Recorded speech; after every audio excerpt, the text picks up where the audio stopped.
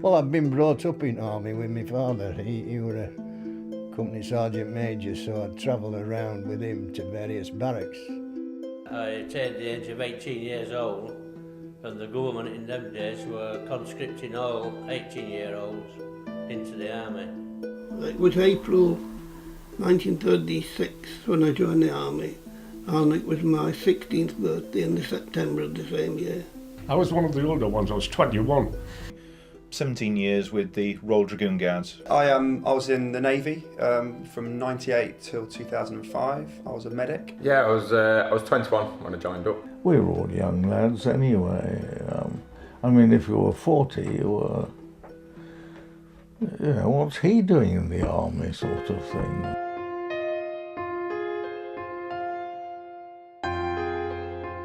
On board ship we had a lot of training, lectures, training about what we could expect.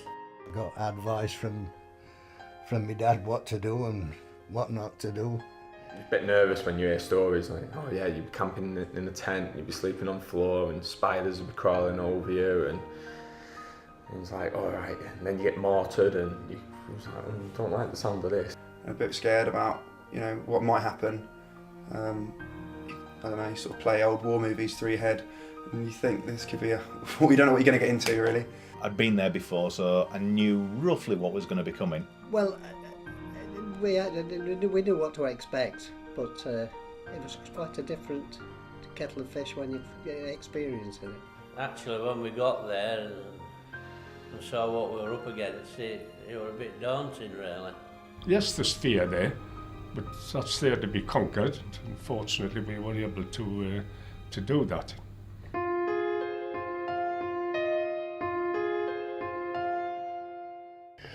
I was frightened to death. Frightened to death.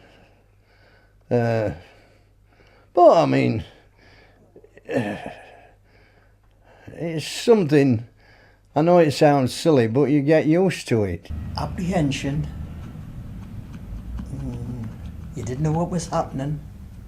Shaking and nervous, and oh yes, I felt that. Noise all the time from morning till night. Small arms fire, not so bad, machine guns and rifles and whatever, but mortar bombs and shells are a sort of different proposition because there's a great lot of noise. We knew some of us were going to die, obviously, but there was a job to be done, we went in.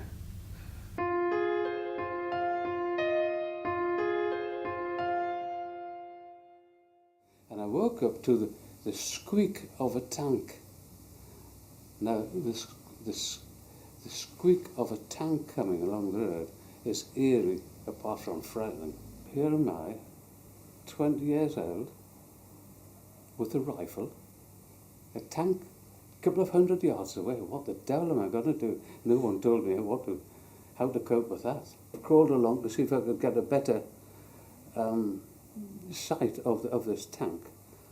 And all the time I was shaking like a leaf, of course. And then the tank just turned around and went away. That was my first experience, and I'll tell you now, it was terrifying. I was scared. We had to go in with helicopters. I think they went in on the first night, and then a helicopter blew up above us. 8 lads got killed on that one. And then we didn't go in until the following afternoon, but we went on the same model helicopter as they'd gone in. So I was scared when I got on it. And everyone was on there. You could tell from their faces, even the loud lads were quiet. It was Saturday night at 6:30, we got on the start line, held the brakes loose and you go off. We were going along the hedgerows, along the wood, and of course you're looking, you have your own specific area to look for, and all of a sudden the mortars came down. It was so heavy, we just got down, and I lay flat on my face, straight down on my face. Now the chap in front, he just bent down, and the chap behind just knelt down on one knee with his rifle like that. And I heard the sergeant screaming in front. The sergeant had got wounded. He was screaming in front, and anyhow they said, "Come on, move out," and moved out. And I turned round to the chap behind me, and I said, "Come on, move out." And he was there like that. And I looked round, and his eyes were watering, and the tears were in his eyes. He was still movement. But they said, come on, his chin strap was hanging just down the sides, and there was a big hole there. He said, leave him, he's dead. And that was a bad experience. And the chap in front was wounded, and I was in the between us, and I was untouched. There's only half of the battalion there by that time, and we had to make sure that the Germans didn't realise how few of us there were in this isolated spot. So Lieutenant Colonel Alistair Pearson, our commanding officer, the only man in the army in the last war to win the Distinguished Service Order 4 times, that's next to the Victoria Cross, and he organised patrols, and there were about 200 or 250 of us there. We'd have 100 on a patrol, a couple of patrols going out and just a few holding the fort in the woods, confusing the Germans. And Germans afterwards, the German commander said he thought there was at least 2,000 of us. 2 tanks and don't know how many infantrymen had actually made it past our forces, our lines, and headed straight for us. And I was with a man that I have no idea what his name is at the moment, to this day. And we were lucky because we had 2 anti-armour weapons. 2 tanks were bearing down on us. As you point these in the direction, you aim them, and then you fire. 2 of these unguided weapons, anti-tank weapons, and our SA-80s to be able to fight these people with. We didn't make any plans, we hardly even spoke to each other, but we knew what we were doing, amazingly. We were in a blown-out building. It's enough cover for us to be able to hide behind. And the tanks rolled past us, and that fellow using the anti-tank weapons, and I'm glad he's with me because I have no idea how to use these things, takes the tanks out from behind, one after another, as I step forward and starts fighting with the infantry. All hell let loose. A very nasty firefight between myself and a larger group of infantrymen commenced. A lot of rounds exchanged at each other, some barely missing my head.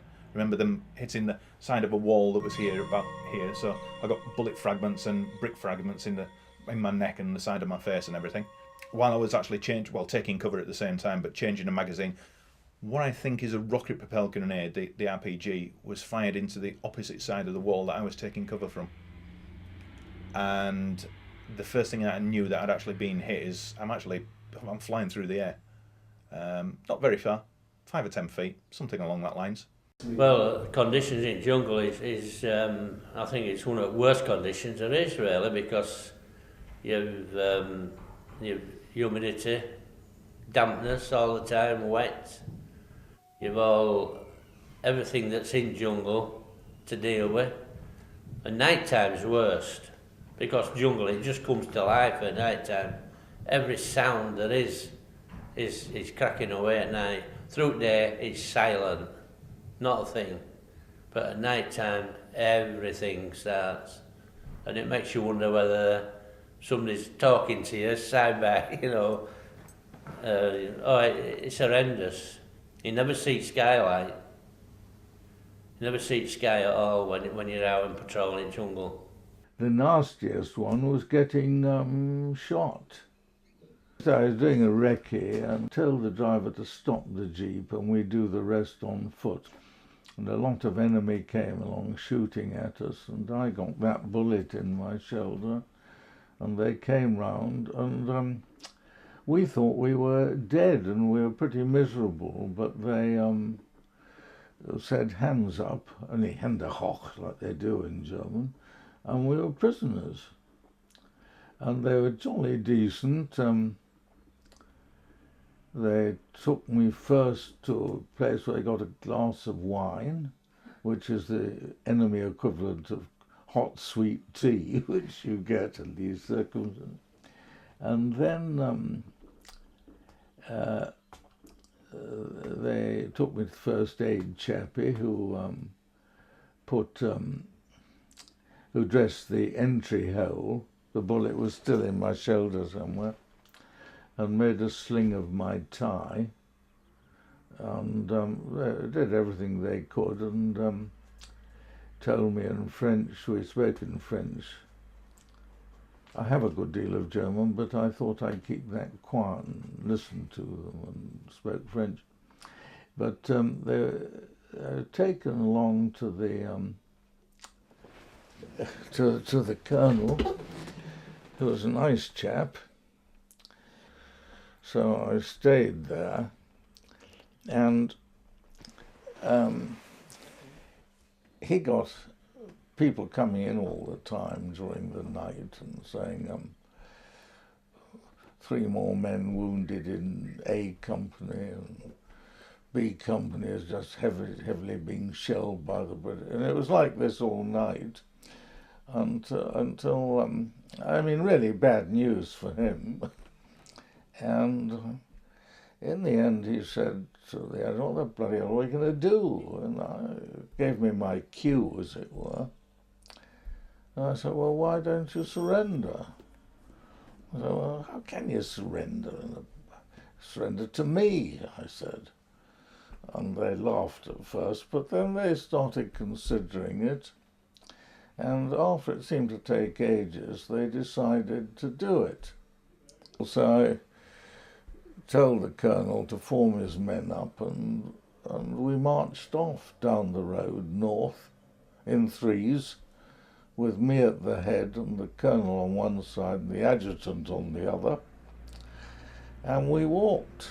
It's in the middle of the night, you can't see a thing, and you're just trying to, you just see all these lads just running onto the cab just takes off, disappears like lightning, comes back, takes up another lot, but we had like 9 helicopters out there and 5 of them were being used. So it just shows the scale of what was being done, and it was all coordinated. Like some of the cabs had to go there, and some of the cabs had to go over here and attack from different positions. But they all had to land at the same time, because if one landed early and they got a word across to someone else, then there's a chance that helicopter could get shot down. So it's quite scary, and you think, this is big, and the adrenaline starts pumping. And I'm staying in Canada. I've still got my work overalls on and my safety boots and not doing out, and got my ear goggles on, and these lads are going out there, and your heart's pumping, your adrenaline's going, and they come back while you're still on shift, and you sort of like look at them, and they're sweaty, they're dirty, and they look tired, and you don't dare ask them, what was it like? And one of the lads was like, I wonder if one of them might tell me, what they did. It's like, you go ask a parrot, if he had a nice time while he was out there. I'd like to see that response. Around about the 15th of January 1942, and the Japanese had come down halfway down the island. They set an operation to do an ambush. Once you've set your ambush, you stay quiet, you don't move, you stay there. The worst part is waiting, and suddenly the order came, they're coming through now, let these first few lads through. What the Japanese always did was send about half a dozen, and those lads had come through singing, shouting and acting daft to draw fire. We've known this, we've been warned of this, don't shoot. And we allowed them to come through. And one particular Japanese was watching through glasses. And one particular Japanese went into a Malay hut. And there was a lot of screaming and shouting going on, which is what they wanted. We held fire. He came out and got a bundle. We didn't know what it was, but found out it was a newborn baby. And he got his rifle bayonet and stuck the child on the end of it, the baby on the end of it, with all these Malays coming behind screaming and shouting. That was what he wanted. We couldn't do anything, we couldn't fire. We had to wait until these Japs had gone through, and then wait for the doing the full mill coming along. And then they come. There was in 3s, 4s, 5s, some on bikes, some running, walking. And the order given then was to fire. And I fired. And I was sick. I was watching bodies just falling over and doing everything. And then the order came, ceasefire, get out of it. And I got up and stood up, and as I bent over, my number 2 was dead at the side of me. I got past him, I went to pick him up, and somebody shouted, leave him, he's dead. And I carried on running and tumbled over my number 3, he was dead. And all I remember after that was somebody grabbing me and pushing me onto a truck. a flat truck, and I was finished up about 3 or 4 miles away. I was alive, you know. All the others gone, they were dead. Well, the biggest event with me getting out of this Land Rover and getting that Land Rover blew up. You had to go on these convoys. They're probably about 30, 40 wagons, 3-tonners, other vehicles, armoured cars and what have you. And as you go along, every mile or mile and a half, 2 mile, you'd stop and you'd have to picket the hills. That meant you had to get out of your vehicle, get in position, tell them all clear, and then start going up the sides. Because these Arabs, they could sit there for days and you wouldn't know they were there. You could walk past them, you wouldn't know they were there. And as this particular time, we'd gone so far, and I was in this Land Rover at the time, and there were these signalmen and another private, and I got out, got in position, because I was a Bren gunner. I got in position, turned round to tell them all clear, and as I turned round, it blew up. It had moved forward another couple of inches, and of course it were a landmine or whatever, and they were killed, and I was all right, you know, apart from shrapnel and that all down my face and down my back, you know. And I think that were biggest and worst shock of my life, that.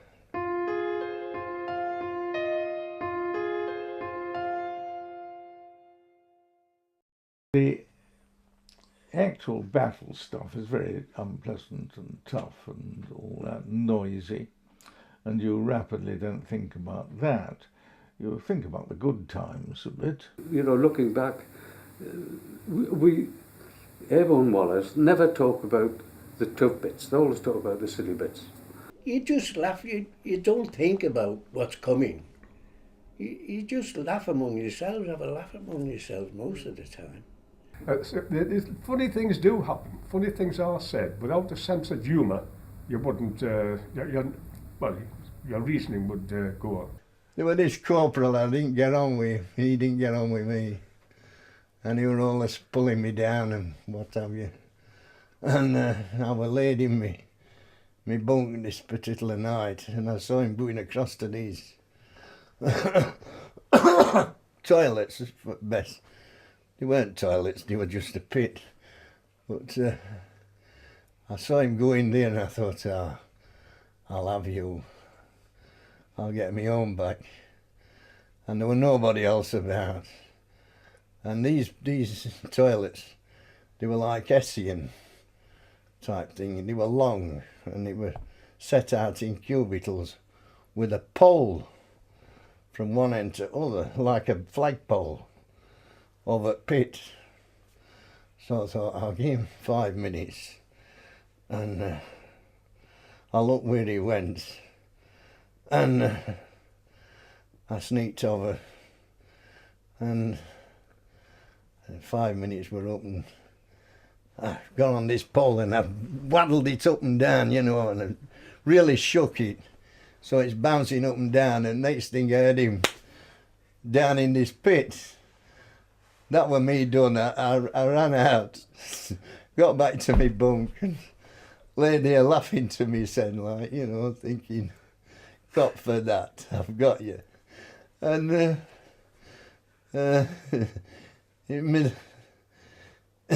next thing, these Arabs, they took charge of all these pits and cleared them out and that, and they're trying to get him out of this pit.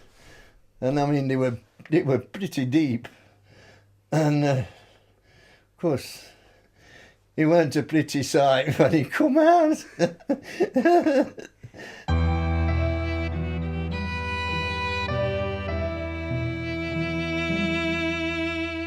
Well, there were no feelings at all really, I don't think, because we were there, we were either going to get killed ourselves or we to kill them. So I don't think any feelings came into it. Hating them, still hate them. I wish they were all dead. I wish somebody, somehow or other, there was a miracle and that all of the Japanese islands would collapse or blow up or anything. I hated them. I didn't have the same feelings towards them, I don't think, that some of the fighting troops would have had, because I didn't see them in that capacity. I only saw them as someone that's been shot. Personally, I thought they were pretty good soldiers. They were just the same as we were. Yeah. If they were captured or lying injured, the first thing they got out was a picture of their parents or their children. If they were the Wehrmacht, up to a point. If they had black uniform and Stuhlstaffel, oh God, I'm afraid my German is atrocious. SS, watch them. If they were Hitler Youth.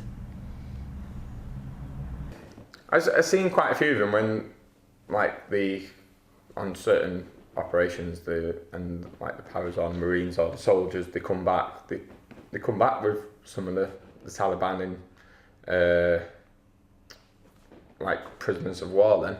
Goldrein, and you see him saying Goldrein, Goldstein, you know, and I thought, bloody hell. But he was an officer's school type of fellow and decent, and he made nothing of it, and we got quite friendly. Some of them can be very, shall we say, uncooperative. Obviously, they don't want to have been captured, so they just play dead on the floor, and then they don't wear any underwear, and then they'll just force themselves to have a number two in the middle of the cab, and they just, whatever they can to disrupt someone's life, they'll do it.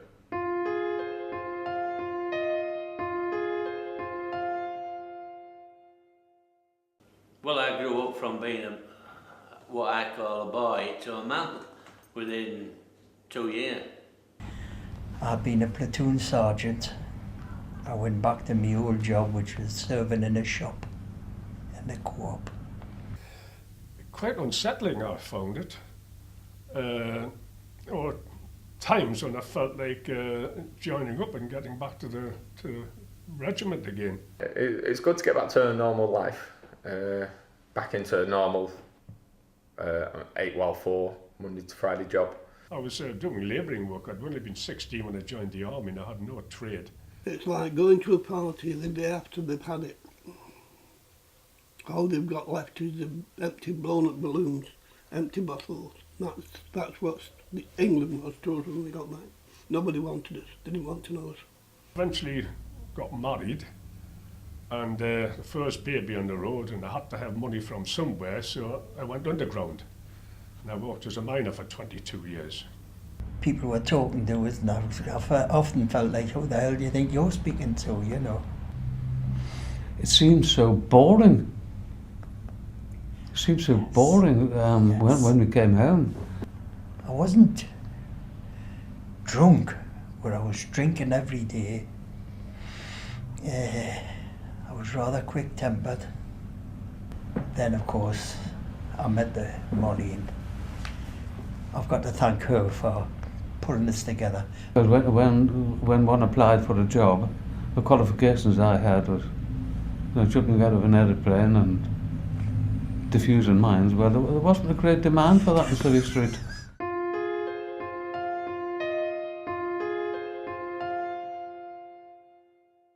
You're changed forever. And that you don't come back the same man. The same man the one who went away isn't the one who comes back. But still, you can never be the same as you were before the war. You could never be. I enjoyed it, you know. Apart from what happened, like, you know. It was really quite enjoyable, apart from the danger of getting killed and things like that, which you didn't enjoy. I wouldn't have been without that experience for the world, but I wish the hell I had it. It's just like you having a brother and you're so close to him, but in case of just having one brother, you've got 30 or 40, you know. It's... Get used to it. It's not something you want to get used to, really, but... You may think about what you've heard, but if you leave with one thing in your mind, there's no glory in war. That's all I've got to think of. There's no glory in war. Well, here there, of course, as you see, 5 medals. The first one is a 1939-45 star. That is awarded to all who served abroad, anywhere in the world, whether they were in action or not. The next one is the Africa Star. It was awarded to people who served in North Africa during the campaign. And this one here is the France and Germany Star, which was awarded not only to people who went through from Normandy to Germany, but also people who were evacuated from Dunkirk and anyone who served in Europe. And then we've got the General Service Medal, and the last one is the Victory Medal. The first one is the Malay GCM medal, General Service Medal, that's the blue one. The second one is the National Service Medal. Third one is Germany under NATO. And the fourth one is the Queen's Golden Jubilee Medal for the veterans. And the last one is, we were given it 2 years ago by the Malaysian government as a thank you for giving them back their independence.